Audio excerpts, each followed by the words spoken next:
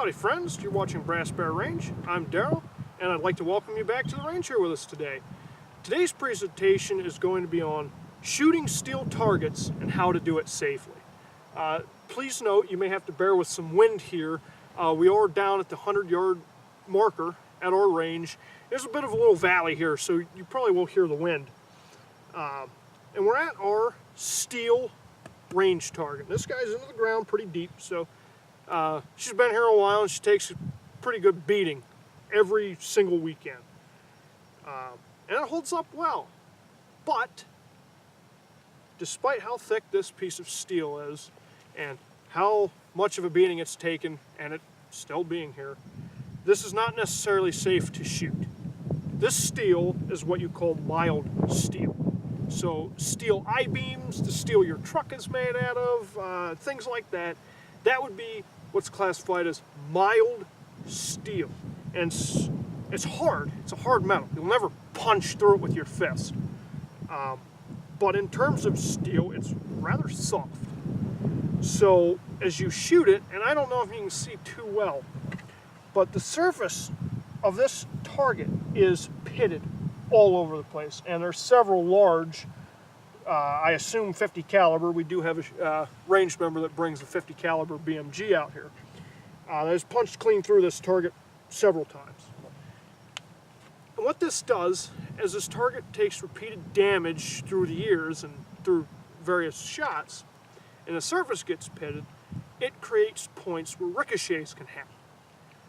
This thing is severely pitted, so if you were to shoot at this with a pistol caliber weapon, like a handgun or carbine even, with say a full metal jacket round nose bullet, something that isn't necessarily frangible or won't expand well, you are going to get a ricochet when you shoot this. In an earlier video, I pointed out that as I was scrounging some spare brass off of the range near our benches, I found a 45 caliber full metal jacket round nose bullet not even a yard from the bench. Well, there's no steel targets before the 100-yard mark. So somebody sat on that range and shot with either a pistol caliber handgun or carbine, hit this at 100 yards, and that bullet flew the whole way back there. And I can tell you from personal experience, we have had that happen with 9mm. We've had them soar past us at 100 yards off of this target. But steel is fun to shoot. When you hit it, you hear it. You hear it crack, or if it's hanging right, you hear it ring, and you know you hit the target, and it's just fun. It's exciting when you shoot a hard target like this. So how can we do it safely? Let me show you. This, folks, is how you can shoot steel safely. What I have here beside me is my 2/3 IPSC steel torso target. The 2/3 is in reference to the size. This is a very common size target for pistol shooting competitions. The reason this is safe to shoot, it comes in a two-part secret recipe here. And the first part is the type of steel this target is made from. This is not mild steel. This is a piece of hardened steel known as AR 500. You may have heard that term before in regards to body armor. Well, AR 500 is a type of hardened steel. I can't think of what the AR stands for off the top of my head. I'm not a machinist. I know it's something resistance, and the 500 is the rating. As you go higher, your metal tends to get a little more brittle, so the 500 mark tends to be regarded as the best to shoot. It's important to note that all number of companies make these steel targets like this. The more you pay, generally the closer to AR 500 the steel is actually rated for. Every company will give you instructions on how to safely shoot their target. This one is from SI Targets. It's sitargets.com. It's 3/8 inch thick, I believe, maybe ½ inch. Ran me $90 with the hanger, and that's the other part of the recipe. We'll get into that in a moment. This target was $90 with the hanger. Some AR 500 targets this same size are on the $200 range. So what we find is, you'll find videos online where guys will be at 10 yards shooting this thing with like 44 Magnum, and there will be no pitting whatsoever. I have to be at 25 yards to achieve that same thing because my steel is cheaper. It's sold as AR500, but it is a little softer. And they do warn you of that before you buy the target. It is in the product description. But it's still much, much harder than mild steel. So if I follow the instructions that the manufacturer provided to me, I can safely shoot this with a variety of calibers at a variety of ranges. I found at 25 yards, it will not pit with most handgun cartridges, 44 Magnum, things like 380, 9mm, 45 will glance right off of this and just chip the paint. The hanger is our second reason why we can shoot this so safely. Part of the necessity of shooting steel safely comes with the amount of deflection the steel provides. Obviously, a solid piece of steel pinched into the ground, like our mild steel that we saw earlier, has no give. So when you shoot it, the bullet either is going to go straight down or it hits a pit and the metal doesn't give, it's going to come back out because that pit creates a ricochet point and it will kind of loop out. With this, if you hit this target, this particular design just sits on a T-post like you see here. You can get these for $5 at your local hardware store. When these are hit, it goes in. So you hear the ring, not just a clap. You actually hear this thing ring when it is hit, and because it deflects in, all of your spalling fragments of bullet are going to go straight down to the ground. And we'll see if we can demonstrate that. But because of the hardness of this steel and the way we have it mounted, as long as we follow proper safety procedures, correct equipment, safety equipment, and we follow the instructions provided with the target, we can safely shoot this. Let's demonstrate that. Before we do our demonstration, I just wanted to show this. This is the bullet I was talking about earlier that I found not a yard from the range. I didn't dig this out of the ground. I saw this laying in the grass. You can see here on the tip of the bullet where it struck that steel target and deformed.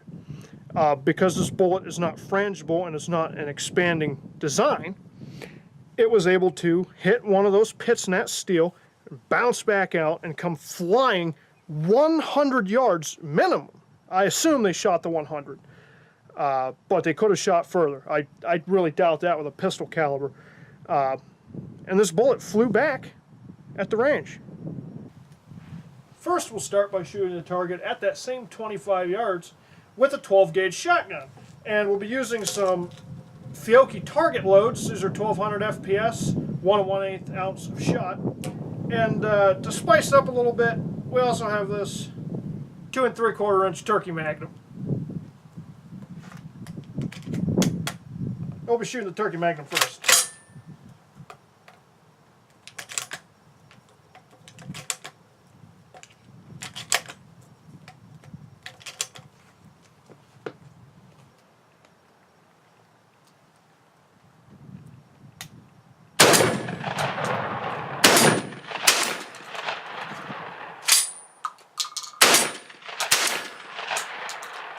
And now we're going to be shooting a real monster. This little 22 long rifle revolver here.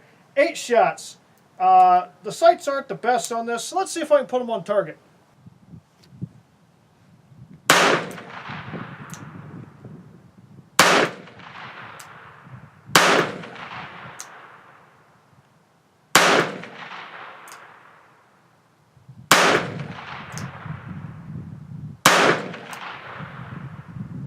I went ahead and loaded this one off camera. This is our CVA inline muzzle loader.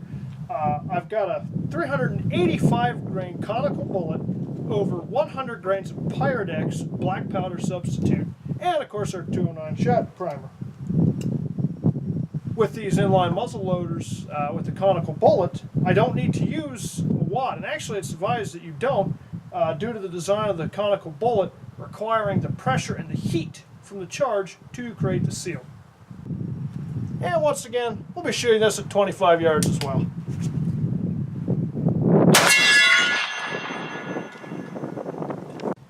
As you can see here, we've gotten some excellent hits on our target at 25 yards.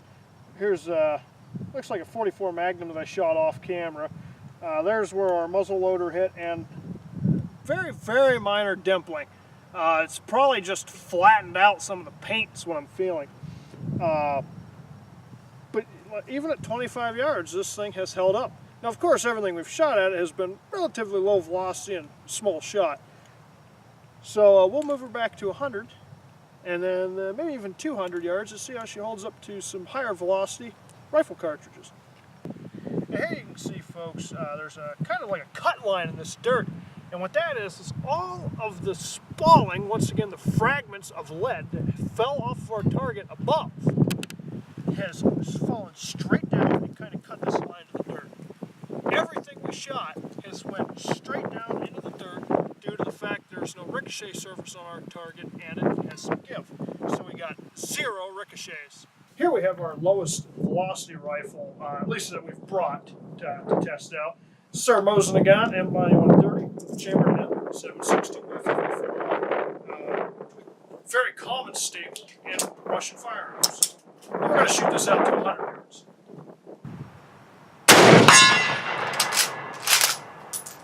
And here we have our VZ24, which is a Czech Mauser design rifle. This one's date stamped 1940. It has been custom sporterized and rebarreled in 30-06. Much more common caliber back at the time when this rifle would have been brought over and sporterized. It's got a set of Lyman peep sights on it that I don't quite have dialed in, so we'll see if we can hit it 100. There's the hit. There's the hit. Right. Just right. And here, folks, we've got our Savage Axis in 7mm08. It's important to note that my target's only rated for 7mm08 out to 150 yards and beyond. We're going to leave it at 100 and see what happens.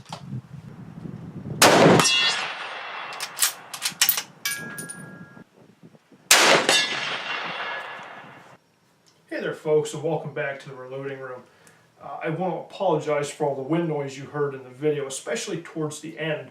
Our local range, once again Tie Dot and Sportsmen's Association in Haneyville, is on top of the mountain, so we get spontaneous and very strong crosswinds.